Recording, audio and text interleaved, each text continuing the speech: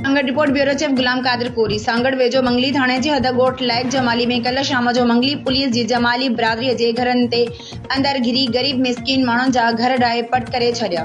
सॼो सामान खणी वई, जंहिंमें हिकु बकर, 5 कुकड़, सोना ज़ेवर, रोक रक़म, सोलर प्लेटूं ऐं ॿियो सामान खणी वई। मुतासिर धुर जे माण्हुनि शौकत जमाली, बड़ो जमाली, उर्स जमाली ऐं शहबाज़ जमाली मीडिया अॻियां हंधाईंदे चयो त पुलिस असांजे घरनि में घिरी बेगुनाह ज़ुल्म कयो आहे।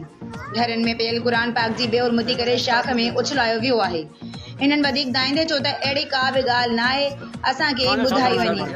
असां अपील था कयूं एसएसपी सांगड़, डीआईजी शहीद बेनज़ीराबाद, आईजी सिंध सां त असां सां इंसाफ़ कयो वञे।